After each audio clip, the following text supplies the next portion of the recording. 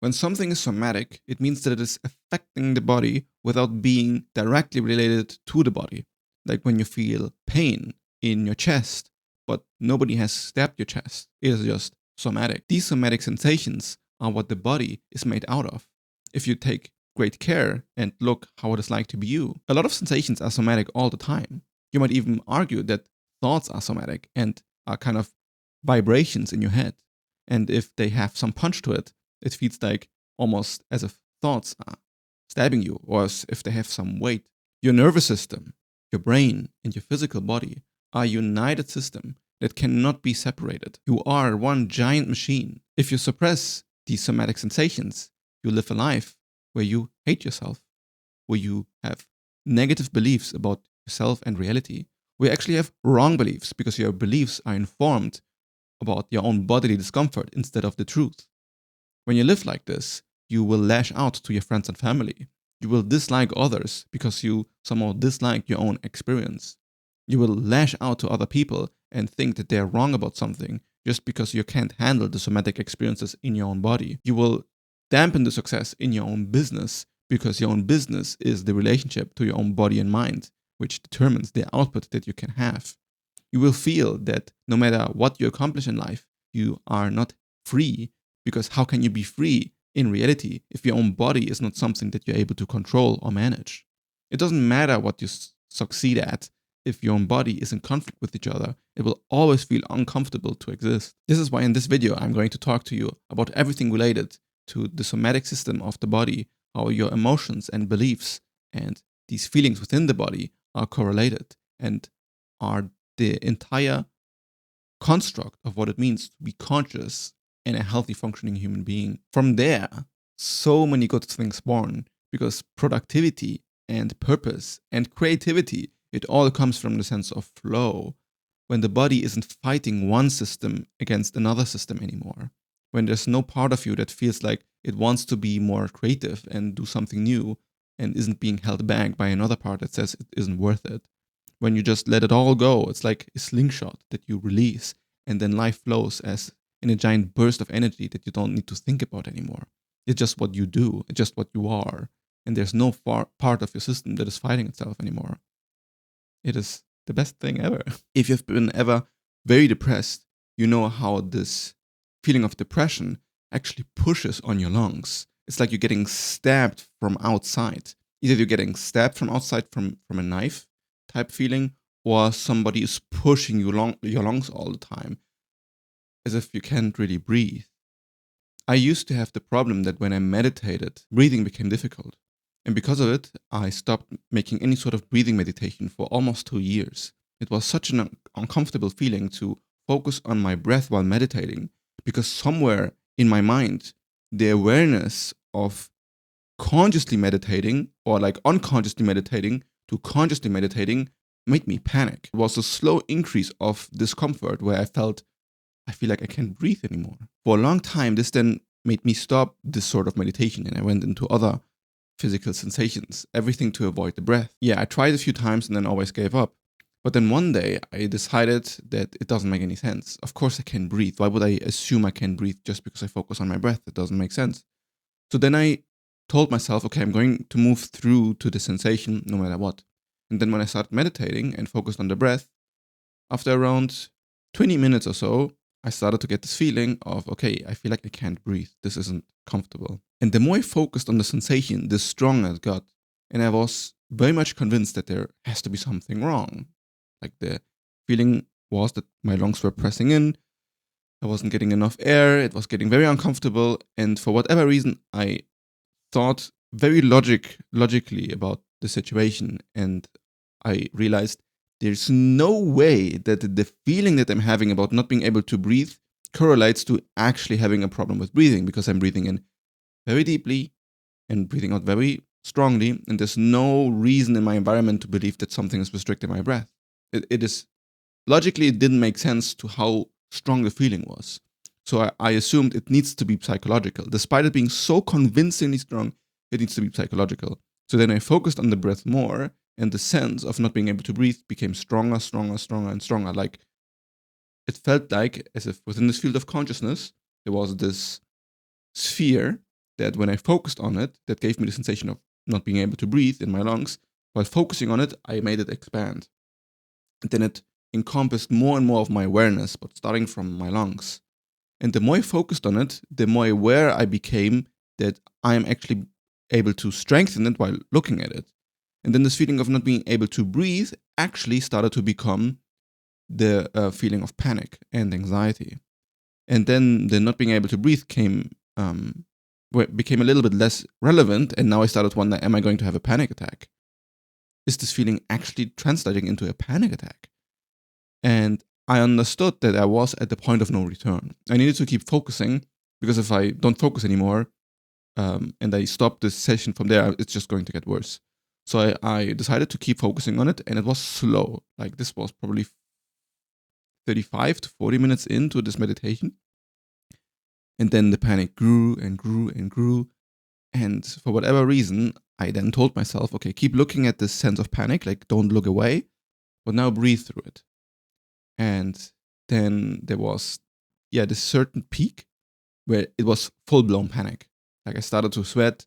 I started to be, while meditating, shocked by how intense this feeling of panic was, and how I could induce this just by meditation. But for some reason, I stayed quiet and I breathed through it.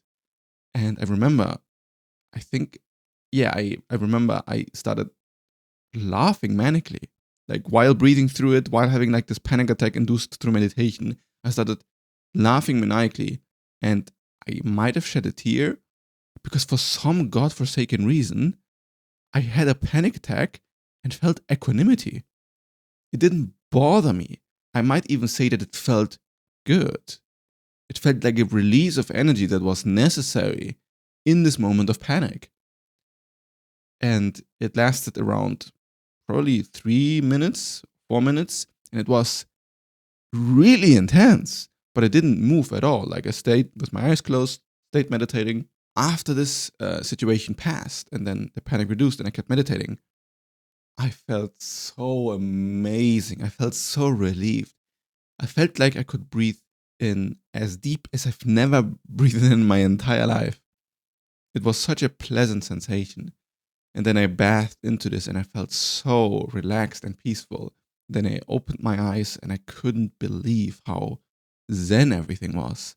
I remember kind of falling from the cushion, like just laying on the floor and just, feeling a sense of bliss rush over me. Since then, this feeling of panic while focused on my breath never returned. All this to show that the somatic feelings in our body are directly related to whatever is going on psychologically. And we might dismiss this as some sort of esoteric idea, as not something that is grounded in psychology or science. But I can tell you from my own personal experience and from the clients that I've worked with, everything that you feel in your body that is tense, uncomfortable, or emotional in any sort of form, in any way, everything that makes you feel slightly unsatisfied about a situation is energy stored in your body that wants to be released. And this can then translate into physical pain. It's almost as if the ego, or the sense of identity, the self, feels uncomfortable with a certain realization, and then to distract yourself from the realization, it puts the pain into a physical aspect in your body. And here it might get a bit confusing, because on one hand, it stores this aspect in your body physically to almost distract you with pain, so that the awareness goes from being three-dimensional consciousness to just this focal point. But what is confusing about it is that we then don't spend time focusing on this pain and releasing the energy stored in it. Instead of using this pain as a signal that our body tells us, we then get disconnected from our body and try to suppress the pain, not trying to find its origin. And this way, then the pain stores in all sort of ways in our body and gets expressed in anger, and rage, and sadness, and procrastination, depression. Depression is a huge mechanism of pain suppression. And then you feel emotionally numb and feel not motivated because the entire time you have just brought your energy down. But this is true with almost any emotion. Like any emotion, it's not that any emotion is a suppression mechanism, but any emotion is trying to tell you something that you want to release. And releasing this can both feel very cathartic, like in my meditation example, or it can be deeply troubling and uncomfortable, like in my meditation example. You want to understand that your body and mind are intimately interconnected, and this is not just a saying. It means that there is some mechanism or some sort of structure that unites your body with your mind in a way that is way deeper than modern science or modern psychology is yet to understand. We assume that things are so much simpler. There are many people that don't even believe that breath work is a thing, or that they think that meditation is just to calm you down. The truth is, if you meditate for long enough, your body and your mind make intense transformations. It's just that modern society or just the general public doesn't meditate for long enough. It's just 15 minutes, 20 minutes to become calm and mindful, which is amazing. I'm not putting shade on this type of meditation at all. But if you meditate for 20 minutes a week, and if you meditate for 1 hour every day for 1 month, it is very different. I know that my ex used to have a migraine every time we fought. Maybe not every time, but most of the time.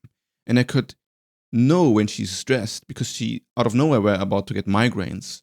And I mean, there are a lot of people that have chronic migraines, and for women, it is even more common, maybe because women stress themselves more easily. But these migraines were clearly related to the fact that we are fighting or that there's some sort of tension going on between us. And they then often either last the entire day or until the tension is resolved. But this tension is internal. It is an alarm system for telling you, oh, something stressful is about to happen. Let me give you the signal. Because we have not really any pain receptors in the brain, like things like headaches or cluster headaches. Cluster headaches are awful, by the way. They're one of the worst pains you can have, which that's a weird tangent, but you can solve them with DMT if you didn't know, if you suffer from this stuff.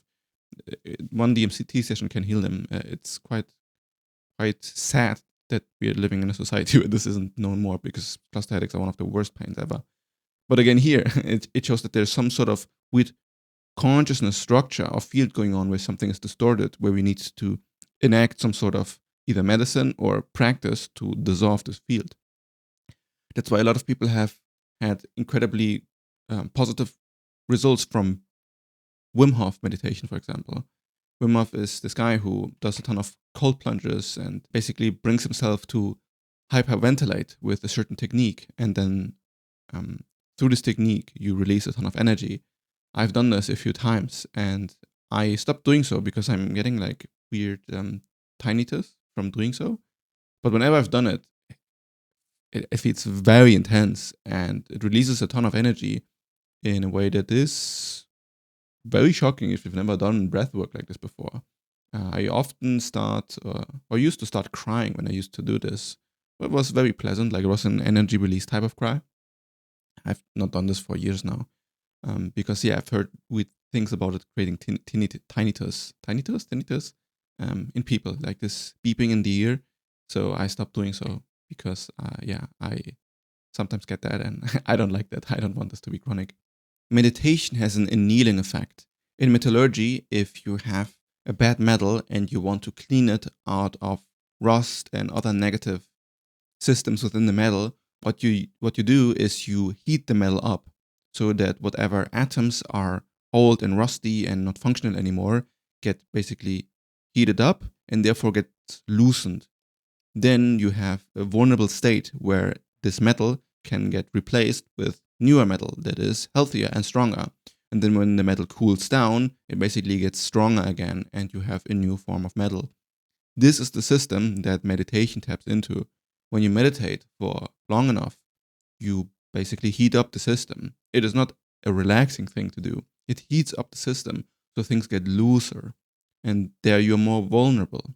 When you then move through whatever heated state you're in, you can release negative sensation, release somatic feelings in the body, and release trauma. Then when you cool down and relax again from the meditation, whatever got moved out from your system then gets strengthened again by the cooling down process, just like in metallurgy. This process is called annealing, and the Kuala Research Institute calls it neural annealing, which is the same process like with metals, but not neurologically, and it sincerely works. It's not just about meditating and getting into this annealing process, but it's about going, for example, to a rally, protesting about a political issue, and everybody's there together and fires you up about doing this for a right cause and having to change the world, and these people are evil and you need to change these people. And in the same way as meditation taps into this heating up process, a political rally does the same. Your system, your neurological system, gets heated up, and from this heating up process, you get more energy, and there you're actually in a more vulnerable state to imprint new ideas into you and to change your mind. This is what modern politics does on the internet to most of us. It riles us up with anger or sadness or happiness or hope. And from these energetic states, it's much more easier to influence and manipulate you into doing something. It is motivational speeches that make you more vulnerable despite you feeling more energetic. And you can feel emotions and sensations in your body physically, right? When you feel sad. Sadness often is located like more in the chest area to throat. Or when you're angry, it is a very heady sensation where the head feels like it is throbbing or burning. And happiness is often a very harmonious feeling that encompasses the entire body. You can see that whatever the brain does goes way beyond the brain and encompasses the entire nervous system. When you have long meditation sessions, you can almost feel this conscious field contracting and expanding in a way that is quite trippy. Like I know that if I meditate with good concentration for 45 minutes, what then tends to happen is that my field of awareness starts to morph, where I sometimes sense that I'm not sitting straight anymore, but sometimes floating a bit, or as if this is like my normal sense of awareness, and now suddenly it's getting like flattened and then pushed into the center. It's very difficult to describe phenomenologically because it's just so abstract, but it feels pleasant. That's why it's so important to care about your health. Your mind and body are one. You are not just one mind that experiences things. You are an entire nervous system that needs regular sleep, healthy food, and physical exercise. If one of these things are lacking, then you'll suffer. And then these suffering aspects will also imprint in your psychology. The physical health and the psychological health are definitely related. They're not one to one. So you can have horrible physical health and good mental health and vice versa. But generally, if one is good, the other tends to be better too. For a lot of people, it is related to some sort of self-hatred, some mechanism that makes you dislike yourself or dislike your own existence. Well, if you sleep little or sleep badly consistently, your psychological health is definitely going to take a hit. Because a lot of people, it is difficult to bring them to sleep consistently because the mind sees sleep as some sort of death. And then the stimulation that you get from media or entertainment at night makes it difficult to fall asleep at night. So you need to kind of find a psychological truth in wanting to go to bed earlier or to wake up consistently. And I think the most brutal way to fix your sleep is to go to bed, not at the same time each day, but to wake up every time, forever, at the same time each day. So you have a time and then you set it, and it's the latest you'd possibly wake up. And this way you punish yourself when you go to bed late. You don't sleep in. And it's, of course, easier said than done if you have not the will to actually follow through with it. It is so much easier to feel comfortable within your own body if you sleep well and don't eat junk food. You could also have the position that you love to eat at McDonald's all the time, and it makes you a happy human being to be at McDonald's, and you've never actually felt any negative consequence for your psychology. And you just take it as an active sacrifice for whatever health problems you might get in the future. But you feel comfortable in your own skin and you're healthy about this decision mentally, then nobody's there to tell you that you're not supposed to eat junk food. And nobody can tell you that you're supposed to sleep 7 hours a day. If you love sleeping 5 hours a day because you have a purpose and a mission and you are willing to sacrifice your mental health for it, then who am I to tell you that you shouldn't do this? You are your own person. You can choose what you sacrifice and what not. But Fact is, if you want to have good psychological health, you'd likely want good physical health, and vice versa. And from my experience, the more these are aligned, then you're not just happier, you are more productive. Being more productive means being happier most of the time, at least for me. I know a lot of people can get into this funk where they torture themselves with brutal, just self harshness, and then they have this ego fuel of wanting to be somebody and be useful and be very productive, have $1 million company, be super successful, and it's all with this harsh voice behind them. And for most people, this doesn't work, but maybe for you it has worked, and now you are living in this odd state where you have a lot of wealth and physical success, but you're feeling miserable because you are sacrificing your mental health for wealth, which I don't think it is a good deal to make. The good thing that there's a way out of this, and it requires this somatic work where you actually engage with your experience and find out where your values really lie. If you want to know why financial success and mental health often work against each other, and how to find purpose and meaning in a life where you seem to have everything but still feel unsatisfied, then click in the top link in the description. There you go to my page where I offer you my exclusive program, and you get also information about what it is that I do professionally. Having any sort of negative experience that resides in the body can give a sense of meaninglessness that stays. This sense of meaninglessness is often expressed as anxiety or depression, and it is a cycle that feeds on itself.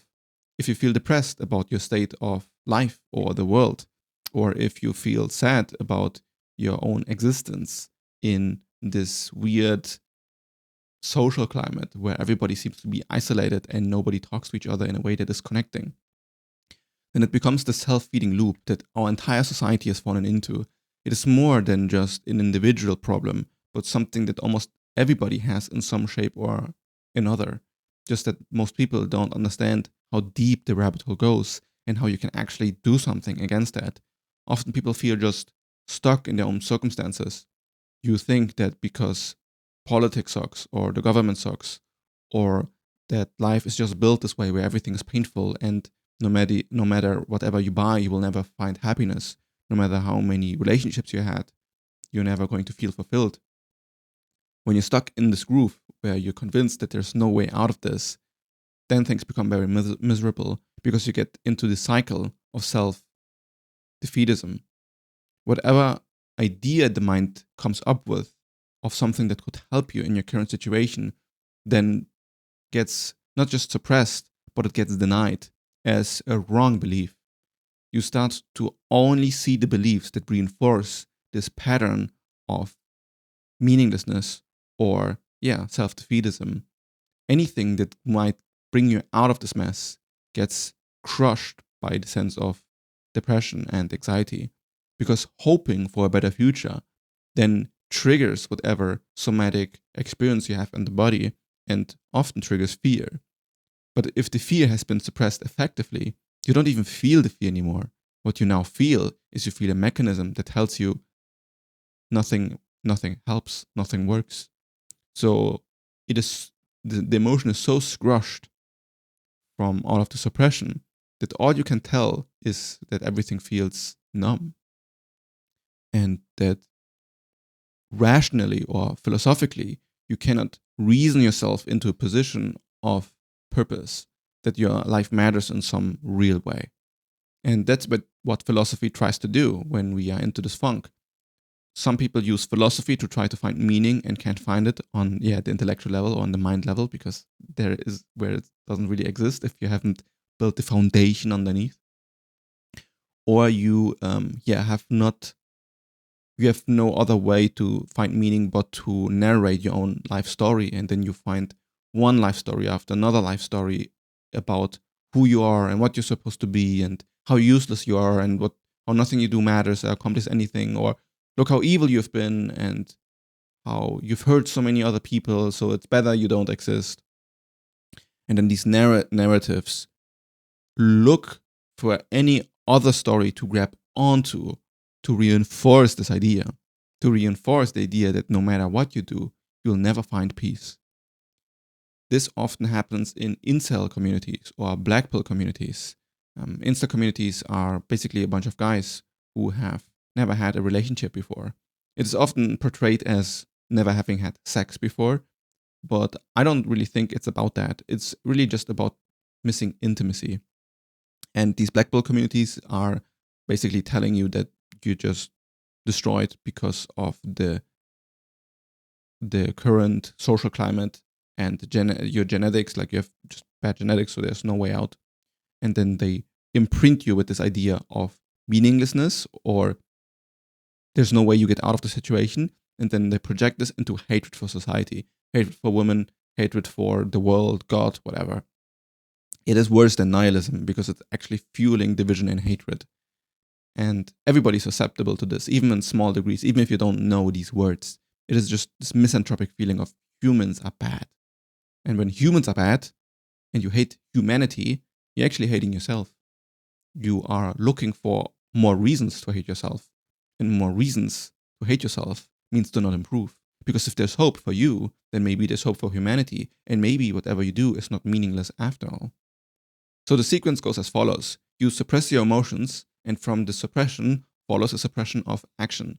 Now you don't feel whatever could motivate you to do something, so now you suppress the behavior of doing something that would feel good. And more so, the emotion might make you fight yourself. Maybe there's a part of you who says, oh, if I'd go for a run today, I might feel better. But everything that I've done never amounted to anything productive, and I always feel like shit no matter what I do. And then you have these conflicting beliefs. And then the suppressed emotion, what it's going to do is bring you wherever you're comfortable in. And most people are comfortable in just hating themselves and telling them that everything is shit and nothing will ever change. The hope is uncomfortable because it releases the emotion for something different. So from there comes all sort of belief systems, like I'm not good enough, I won't amount to anything, no matter what I accomplish in this life, I won't be happy anyway. And there you get into self-destructive beliefs. The idea that it is better if you don't exist. It is better if you treat your body unhealthily. Why should you care about your own health if you actually want to die sooner? And then, yeah, it can get quite dark from there. And this is the spiral. It is a spiral fueled by emotional suppression or somatic expression. So the sensations that you have in your body aren't a concept or an idea. They are telling you something. When something hurts, your body's trying to communicate something to you. And if something hurts and you have no physical pain that is stabbing you or attacking you, but just because somebody's words have touched your ear and now you feel an emotional reaction from these words, this is always somatic. There's something that you can find within your body that doesn't really exist physically, but it creates a sensation of discomfort. That's why meditation is so effective. If you sit down for a moment and you feel all the sensations in your body, then you're getting in contact with whatever is there present when you don't actually notice it or normally don't pay that much attention to it. So the process is going from your mind into the body. And some say that it is the process from the mind to the heart to the body, because the heart is the emotional part that is being suppressed. And then through this direct contact with the pain, you get into direct contact with the body.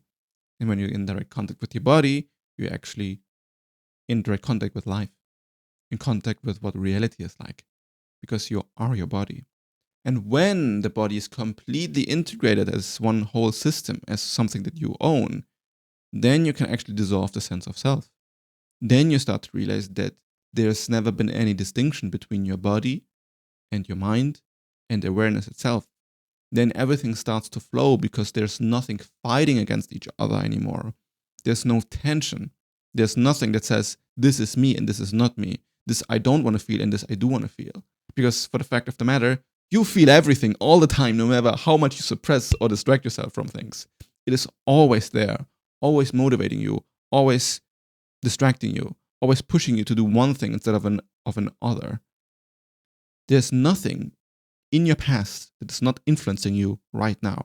There's nothing you can ignore without it biting you back in some way. you can then see how amazing it is to have a body. It's almost divine. The fact that all of this functions, the blood, the heart, the liver, the brain, your lungs, your nose, your eyesight, you're inhabiting such a complex and marvelous system. To honor your body is to honor reality. Then you can transcend whatever you want to transcend, but only once it's united. And the feeling of being one with your body and not resisting anything is very pleasant. Life becomes okay in a fundamental way when you become okay with yourself. If you want to know how it is like to have a body and mind that is united, a body and mind that feels unified in its experience, that doesn't find one aspect anymore, that feels like a flow within reality, where the sense of self dissolves and you are constantly in a state of flow with everything around you, where you feel peace by knowing who you are and where you're headed, then I'd strongly recommend you click my top link in the description. There I can help you one-on-one with an exclusive program, and you also get more information about how this entire process works. I put my heart and soul into this work, so I put my heart and soul into every single person. If you want to find somebody who actually understands the stuff and guides you through this process to feel healed with whatever stuckness you're on, then I'd love to talk to you.